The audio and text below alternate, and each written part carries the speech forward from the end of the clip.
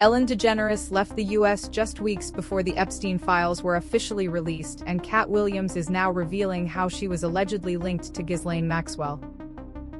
Epstein reportedly had someone working for him in Hollywood, and new reports are suggesting that Ellen may have been that person. Her stories have changed so many times about what happens, when it happens, how it happens, with different versions, and each time she speaks there's a different version. And that is from the documentary that's just aired in the United States. That's come just off the satellite. For more, we're joined by US broadcaster Cooper Lawrence to dissect it. What did you make of Ghislaine Maxwell? It reminded me of Nobody Taught Me How to Curtsy and I Didn't Inhale. There was a lot of this evidence that came out during the trial that suddenly she's like, no, it's fake. I mean, during the trial, they showed her that photo and she said, yeah, that's me, that's my apartment, I recognize it. And, it was one of the things that indicted her. Now suddenly it's a fake photograph. On June 28, 2022, Ghislaine Maxwell was given a 20-year federal prison sentence for working with Jeffrey Epstein in misconduct, along with a $750,000 fine. At the time of her arrest, Ghislaine was acting as a recruiter for Epstein and helping him find more victims. She was found guilty on 5 charges, including her role in transporting underage girls for abuse between 1994 and 2004. Interestingly, this was also around the time Ellen ended her show after claims of a toxic workplace and then disappeared from the public eye. Ellen DeGeneres and her wife Portia de Rossi have reportedly fled the US, bound for the UK, after Donald Trump's landslide victory. Numerous publications are reporting the couple have left the United States permanently. There are also reports the couple have put their Montecito mansion on the market. Entertainment publication The Wrap has the exclusive story and said, Ellen DeGeneres and wife Portia de Rossi have moved to rural England, put their Montecito estate on the market, and plan to never return to the United States, telling friends the election of Donald Trump was their primary motivation. Ellen DeGeneres has been a vocal Trump critic, so the move doesn't come as a surprise to most. They're losing their minds. She sounded so sincere, didn't she? Very sincere. Virtually choke on her words. But the best one for me is Ellen DeGeneres, who is, by the way, a very nasty person. I've had dealings with her in Australia. Bit of Could I tell you some stories about that cow? But anyway, good riddance to her. But she was quite friendly with that P. Diddy bloke, wasn't she? Well, this is why I say release the Diddy files. Yeah. Release the Diddy files. Come on, Donald Trump. We want to know whose name. So maybe she's hightailing out of there before all that is thrown at her as well. But what a bunch of hypocrites. All of this could still be seen as a coincidence. But then there's the death of Ellen's close colleague, Stephen Twitch Boss, happening around the same time. And he passed away 2 months after Ellen left for the UK and changed her appearance. Twitch, the executive producer of her show, died by... In his note, he reportedly said he could no longer be part of the industry and apologized for letting everyone down. He didn't share details but mentioned feeling stressed and ashamed for staying silent. We're learning more tonight about the tragic side of Stephen Twitch Boss and the detailed steps he took to hide his plans. TMZ is reporting when Twitch left his home the day before he took an Uber to a motel about a mile away. At the motel, he switched his phone to airplane mode so no one could reach him. The motel manager says he checked in under his own name and never left his room. We also now know that Twitch left a suicide note. Details have not been made public, but TMZ reports the note alluded to challenges Twitch had faced in the past. Entertainer Tyler Perry knows firsthand what that is like.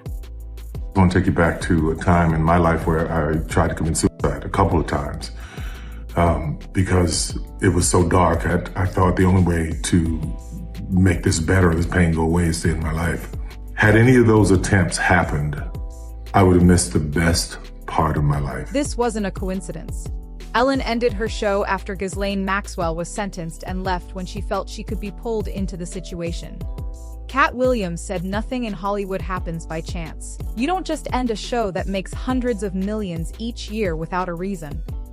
Ellen was afraid. For the type of ratings we need and attention to be on this thing. See, what I'm saying is, in business, nothing is coincidental or you will be hearing who's losing money.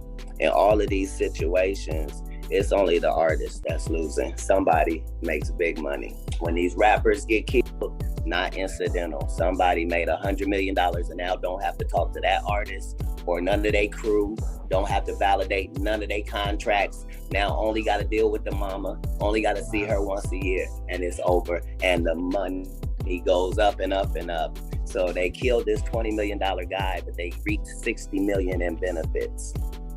Wow. And they had some people from your city do it. Wow. I'm saying there's the good side and the bad side of these businesses, and but think about what you just think about what you just said. That's extremely thoughtful and powerful. It could only be what it was if it were those two. Those two, yes. Will Smith and Chris Rock. It could only be what it has been, yes. With those two black men. If you put any other names together, the police are out on stage, they've cut to commercial, you didn't see what happened. By the time they come out, people have been removed, it goes on. It's certain ways things are handled when it's not intentional. When things go smoothly, but they seem chaotic, that means there was forethought and a plan. Somebody, even if it looks like, yeah, Janet Jackson just had a wardrobe malfunction. Yeah, there's no such thing. Correct. I don't care who you blame it. I believe that. Somebody benefited. Yeah. So in all of these situations, there's a business involved and there's real money involved, and somebody's benefiting from this thing that looks like, oh, that just happened. Nah, no way.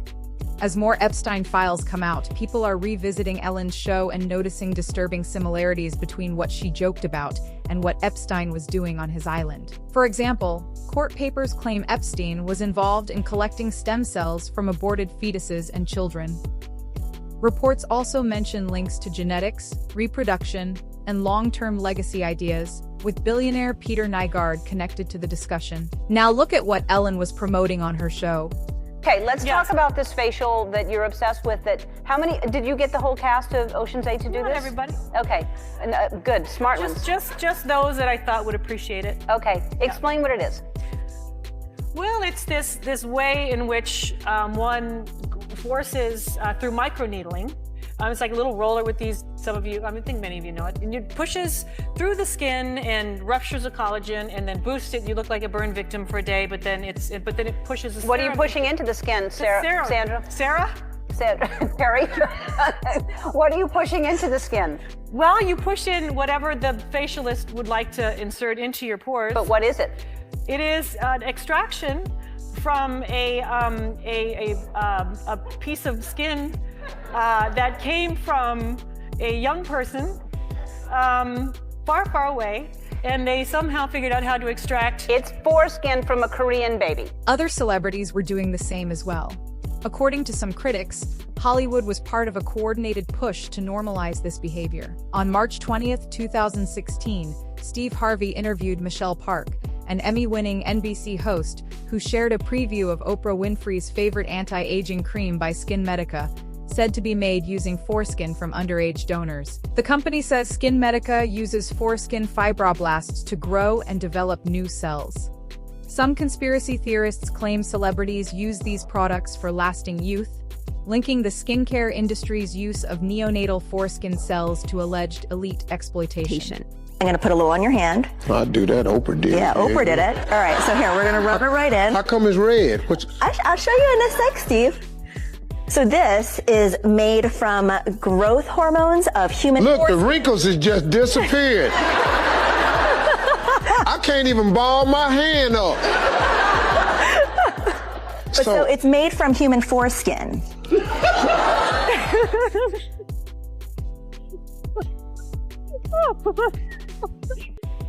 I'm sorry, Steve. You done sat up here and squirted somebody's private parts in my damn ears. What you laughing at? I'm sorry. This your last time on the show. This your last time. Not coming up in here. Chris Hansen also looked into these claims while investigating Epstein and reached similar conclusions. There was much more than just crimes happening on Epstein's island, dozens of emails released by the DOJ suggest that Epstein was interested in using genetic engineering to collect cells from children and clone them. These cells were then said to be sent as a form of treatment to his associates, with the promise that they could help them stay young. A billionaire freakazoid. Yes. And part of his deal, he's in prison in jail up in Canada, waiting, charges all over the globe. But his deal was that he would allegedly impregnate young women in the Bahamas, where he had a huge home, and then have them get abortions and harvest their stem cells of the fetuses to inject in himself as the fountain of youth. And we get into this in that documentary. And was Epstein involved in that sort of activity? I don't know. That's where, and again, we just have to look at what we have and know what we don't yet. Yeah. But it's a question. Yeah, and you it's look at the it's context a legitimate of the jerky question. stuff. Yeah, and when you look at what other billionaire guys have done, were they in contact somehow? I mean, obviously, there are some people who are in the concentric circles of associates. Katt Williams spoke about this on the Joe Rogan podcast, saying that the same producers and elites who run the industry use their positions to recruit young men and women and pass them to other elites. He even named Diddy and Epstein as the two main figures behind it. This is why those one world people exist, because it's a very powerful concept to have and far too lucrative and beneficial to not. Everybody is a supplier. Epstein, Weinstein, these guys knew what these extremists liked and provided it, and provided the way for you to to have $1 billion and not create a fantasy island type environment has not existed throughout history. Right. Supporters of these theories also point to hidden symbolism in Ellen's show, which some believe was meant to normalize what was happening on Epstein's island.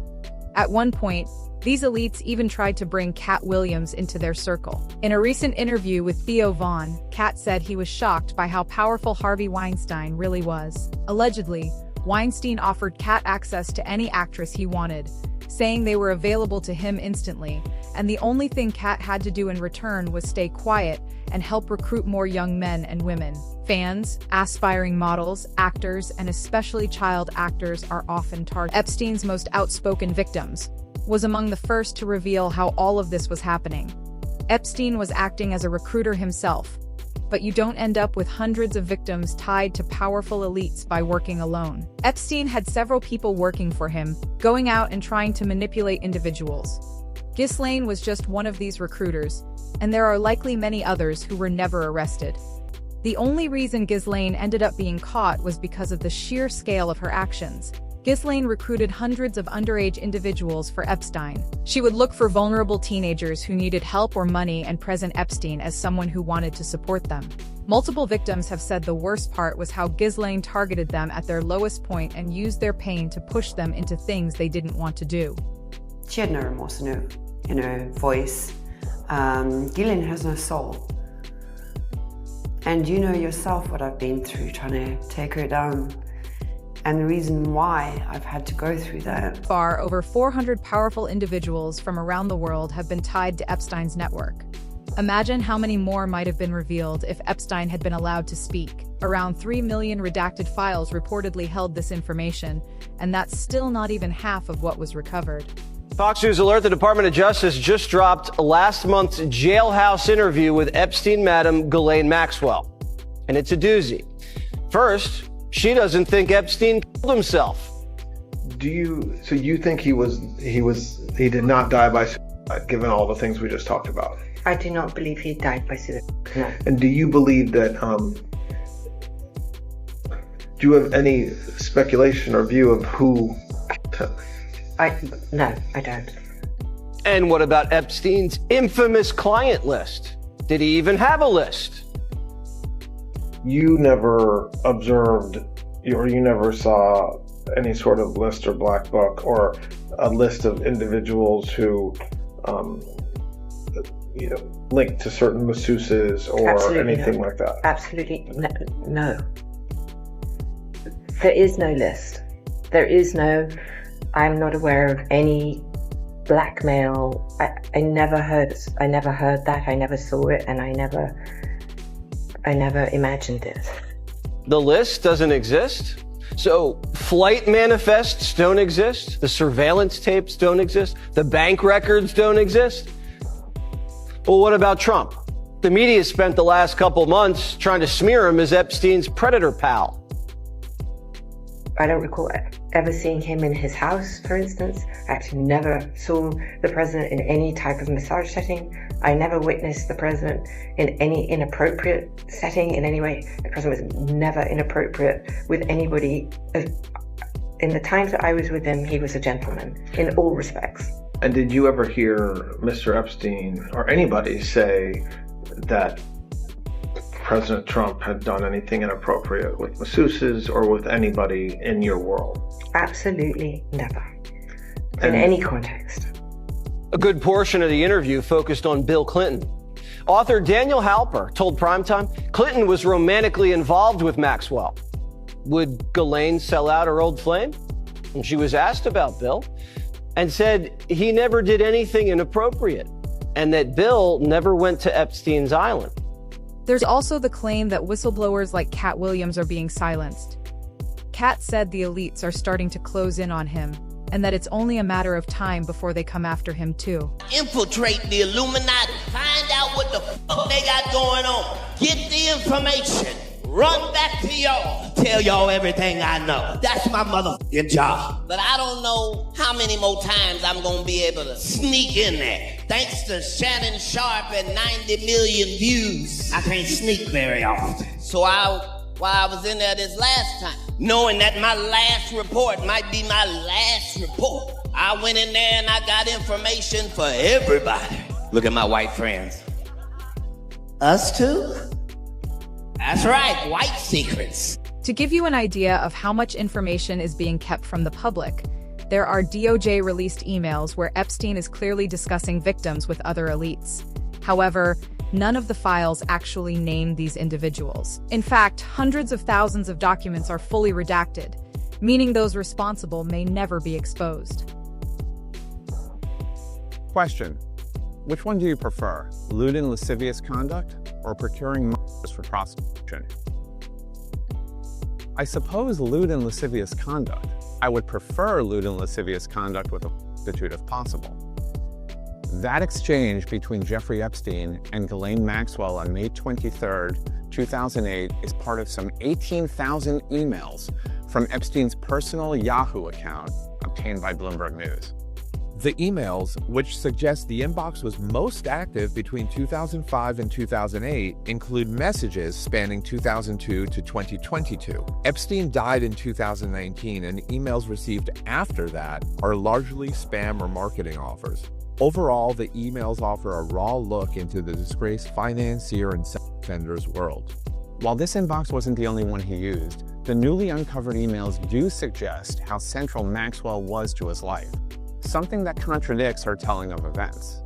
She's characterized herself as a former girlfriend and property manager for Epstein, not someone with eyes into his vast influence machine or sex trafficking operation. She's currently serving a 20-year sentence for conspiring with Epstein to sexually abuse minors. Maxwell was central to curating Epstein's inner circle, according to these emails. In some emails, she's organizing visits with the likes of Sergey Brin and his then-girlfriend Anne Wojcicki. Despite her crimes, Ghislaine Maxwell was moved to a minimum security prison and given several comforts, including her own puppy. One inmate at her prison said her experience there is very different from everyone else's, and that she is treated differently. She also made it clear there was no remorse. When victims appeared on TV and spoke out, she showed no concern, even as they shared their stories before Congress. And with the files being released, I know for a fact she's getting special treatment. Les Trent spoke to Sam Mangle, a prison consultant who has 3 clients at the same facility as Maxwell, the Bryan Federal Prison Camp in Texas. Whether it's access to a laptop computer, which is unheard of, to visits where they lock down the camp and no one can leave their bunks while she's having visitors. Allegations of other perks, according to the New York Times, include meals being delivered to her cell and being served bottled water while other inmates drink tap water, playing with service dogs, showering alone, and watching TV alone in staff-only areas. They even provided her with an umbrella to shade her from the hot Texas sun while she took her daily walks. She's been given the freedom and liberties that the other inmates do not have. Last July, Maxwell was moved from a medium security prison in Florida to the minimum security camp in Texas. This followed her meeting with Deputy Attorney General Todd Blanche.